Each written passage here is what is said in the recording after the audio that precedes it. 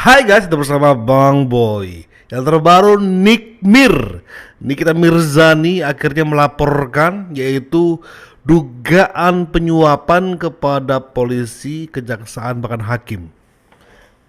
Dia melaporkan bukan sembarang melaporkan, soalnya dia punya bukti.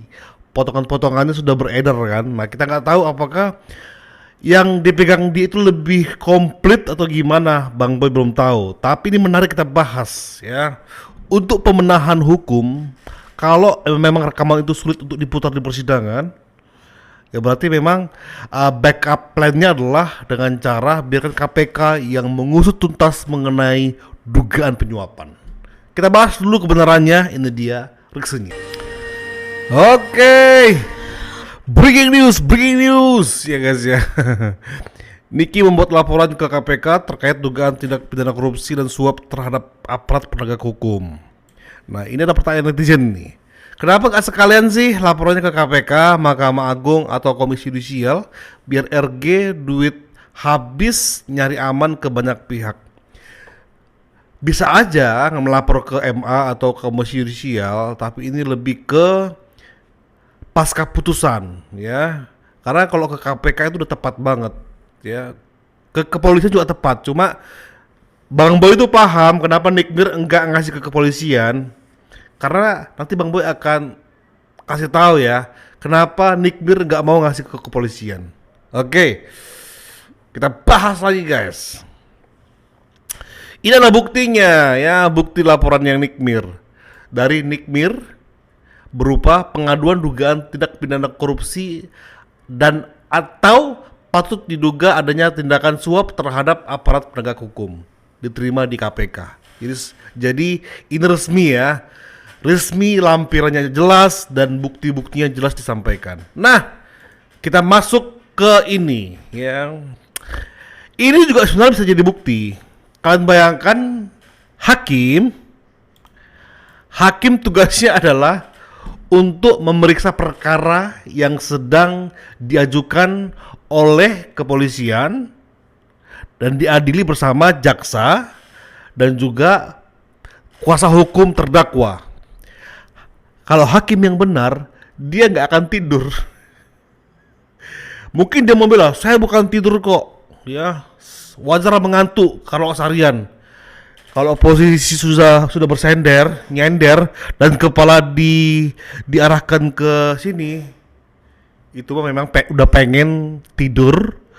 Dan kalau memang dia pengen tidur, berarti memang dia kayak bodoh amat dengan perjalanan sidang, karena dia tahu kemana sidangnya nanti akan berakhir. Paham kan guys? Makanya hakim itu nggak boleh tidur. Dialah perwakilan Tuhan untuk memutuskan satu perkara iya atau tidak, salah atau benar, ya, dipenjara atau tidak. Kenapa? Karena dia kehilangan aja satu kesempatan untuk pembuktian, ya udah akan berubah semua putusannya. Ketika hakim lewat saja ketika terdakwa menyampaikan bukti-buktinya dan dia tidur, itu dia sudah melewatkan yaitu inti dari persidangan, yaitu barang bukti pembelaan dari terdakwa. Makanya nggak boleh tidur hakim. Ini bisa jadi bukti. Ini bisa jadi bukti nanti ke Komisi Yudisial atau MA ya. Oke. Ini juga bisa jadi bukti. Apa yang Bang Boy kemarin sebut, LHKPN. Tapi Bang Boy menemuin tahun 2022 ya. 2022 hartanya segini guys, 1,1 miliar. Oke. Di tahun 2023 hartanya tetap. Tapi tahun 2024 hartanya 1,3. Jadi antara 2022 ke 2023 tidak ada kenaikan. Berarti di tahun itu kebutuhan dia dihabiskan lewat gajinya dia ya. Berarti biaya pengeluarannya dia, kata kasarnya ya, berarti hanya dicukupi oleh penghasilan dari gajinya dia di jaksa. Kalau begitu dari 2023 ke 2024 harusnya sama, karena uang tersebut di 2022 ke 2023 sama semua.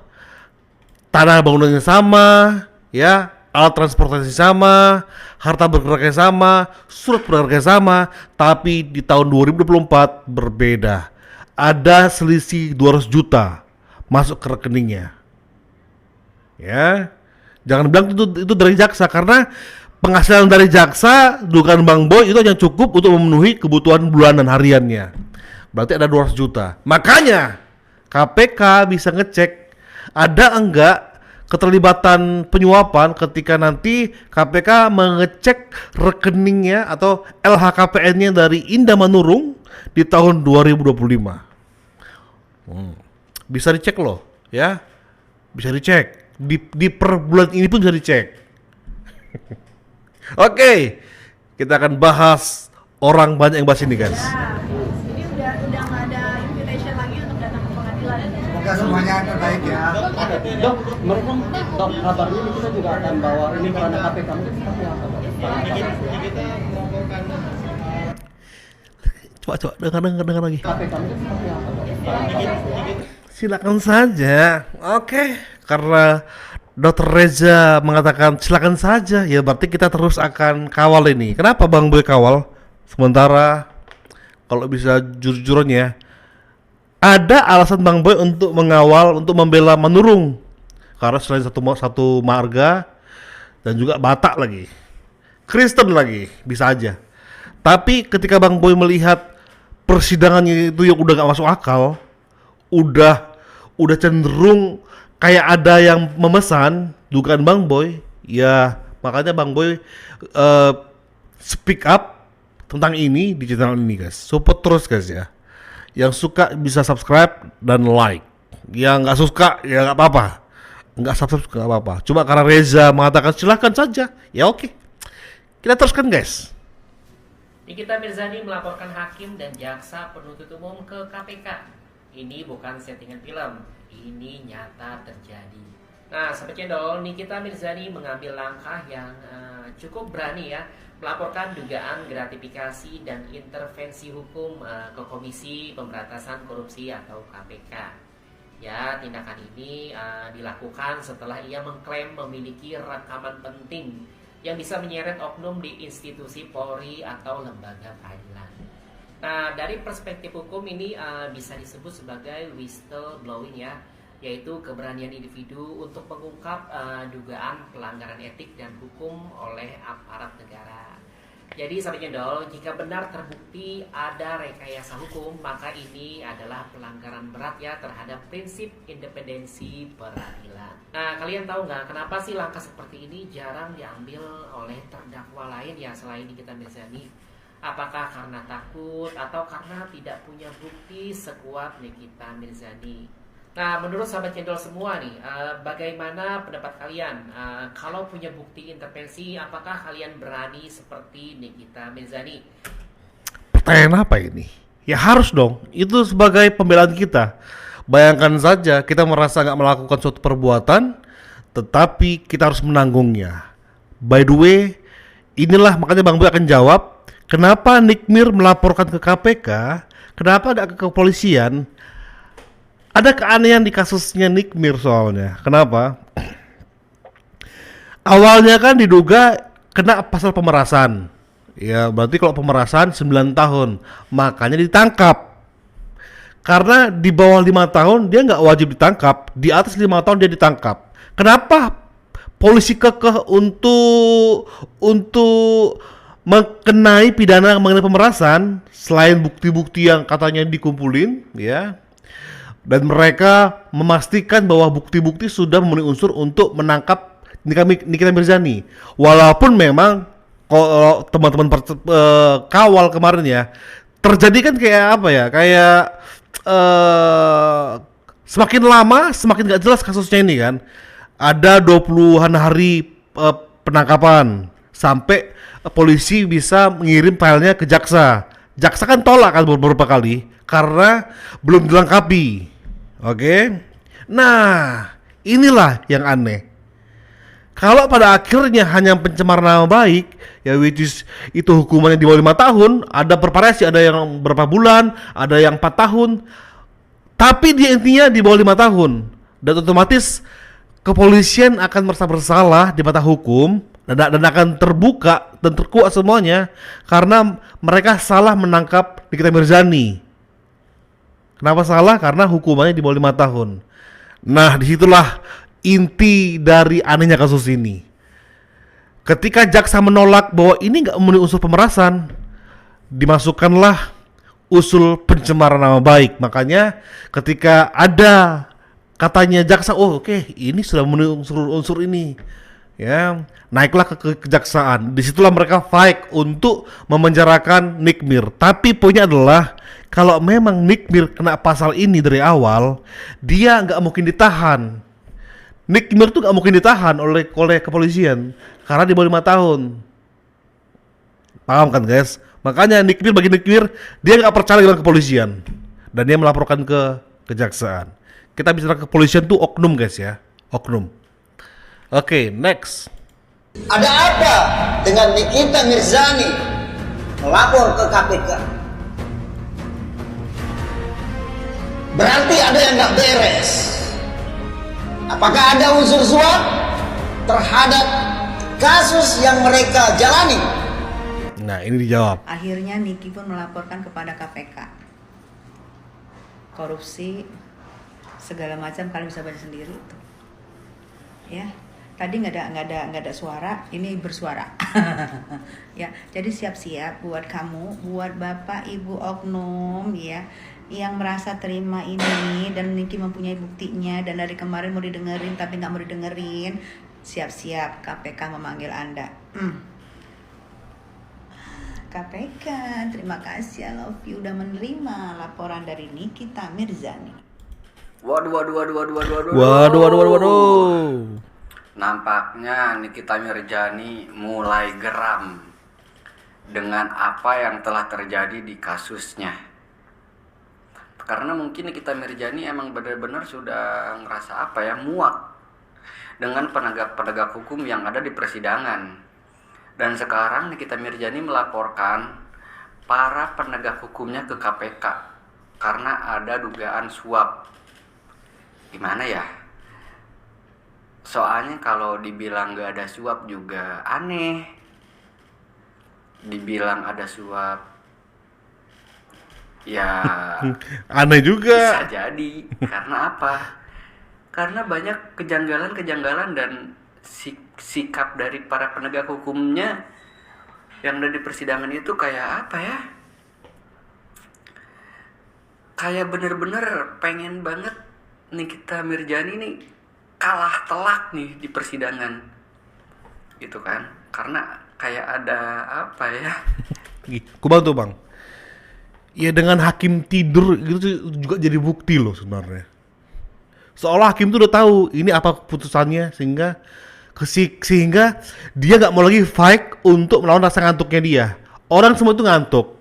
Tapi ketika dia sebagai hakim berkewajiban untuk memeriksa perkara secara utuh, dia mungkin diserang ngantuk, tapi karena ada rasa antusiasmenya dia berusaha melawan ngantuknya itu. Tapi untuk orang tertentu, misalnya hakimnya udah tahu ini mau kemana arahnya putusannya, ya udahlah, santai bisa kali. Bobok bisa kali, ngantuk gue, atau juga gue udah tahu nih. Nah, jangan bilang itu penyakit ya. Kalau penyakit mundur aja, karena itu berbahaya. Hakim itu nggak boleh tidur, itu paling intinya. Hakim itu nggak bisa tidur, nggak boleh. Ya. Saat penjelasan dari jaksa, penjelasan dari pengacara terdakwa, apalagi terdakwa, bahkan semua saksi itu penting, nggak bisa dilewatkan 1 menit pun, 10 detik pun nggak boleh, 1 detik, 2-3 detik pas ngantuk, langsung bangun lagi, jangan pas udah bangun udah ngantuk, nggak boleh Pak Hakim. Itulah yang buat kami kayak penasaran, ini ada apa di balik ini. Dan ketika Nick Mir bilang ada rekaman itu, ya berarti lah guys. Wow. Nikita Mirzani nggak main-main. Beliau resmi laporkan rekaman yang ada di dalam flash disk langsung ke KPK dan KPK langsung menerima laporan Nikita Mirzani tersebut. Berarti isi di dalam rekaman itu bukan hal yang main-main. Mari kita kawal kasus ini sampai terang benderang dan sampai terungkap siapa sebenarnya pelaku dari rekaman suara tersebut. Oke, kita tutup di sini. Pengadilan di Indonesia, keadilan di Indonesia udah mati. Aku ngeliat video Nick Mir, persidangan Nick Mir hari ini yang aku dikirim sama followers aku, itu bener-bener ngelihatnya wow, Indonesia. Jadi kalian teman-teman, kalau kalian nggak punya duit, janganlah punya kasus di Indonesia ya. Apalagi ngelihat jaksanya bisanya ngambil video, kayak Itu. seneng melihat itu, kayak yes, gue udah melaksanakan tugas dengan baik, udah sesuai dengan pesanan Anda yang punya duit gitu loh. Nih loh, si terdakwa udah aku bikin menderita. Aduh, emosi juga sih. Sebenarnya aku nggak pernah mau ngikutin kasusnya Nick Mir ya, tapi kalau kayak seperti ini karena banyak di tag, gue ngeliat juga jadinya kayak wow, begini banget di Indonesia. Sekelas Nick Mir aja yang dia punya duit masih bisa diperlakukan seperti itu guys, apalagi kayak kita punya masalah. Wow, contoh lagi salah satunya itu yang Lina ya, yang kasus makan daging kulit babi itu, kayak apa dia bisa-bisanya. Nah apalagi kasusnya Nick Mir ini, aku kalau my opinion itu kasus kayaknya dipaksain banget, dipaksain. Kasusnya pemerasan di mana, kasusnya pencemaran nama baik yang mana, terus skincare produk abal-abal kan banyak korbannya, emang ada korbannya. Tapi kalau dipikir-pikir kok dia jadi tersangka, kok bisa dia di penjara udah sampai 5 bulan gitu loh. Makanya harus dikawal sih sebenarnya ya. Kenapa harus dikawal? Karena biasanya hukum itu takut dengan no viral, no justice. Takut banget. Apalagi ada rekaman plus netizen yang mendukung, ini udah kelar sih. By the way, Bang Boy nggak di posisi mendukung Nick Mir sepenuhnya ya. Bang Boy adalah orang yang paling benci, termasuk yang benci sama Nick Mir, karena dia suka tiba-tiba nimbrung untuk berbagai kasus. Dan Bang Boy harap ini sebagai teguran buat dia. Ini kan sama case-nya kan, ada kasus dia nimbrung biar seolah-olah dapat endorsan untuk diam, untuk mereview dengan cara yang baik. Tapi beberapa case kayak Peggy, kasusnya Peggy Cirebon, dia tiba-tiba nimbrung untuk menjelekkan. Bagi Bang Boy ini teguran buat Nick Mir sebenarnya. Semoga berubah. Tapi dia juga gak pantas mendapatkan seperti ini. Kalau dia salah karena mulutnya, hukum sesuai mulutnya. Bukan karena dia nggak bersalah, dicari pasal-pasal untuk memenjarakan dia. Secara terang benderang lagi, itu nggak Bang Boy nggak setuju. Dan Bang Boy akan berusaha tampilkan informasi yang seobjektif mungkin. Support terus guys, thank you, bye bye.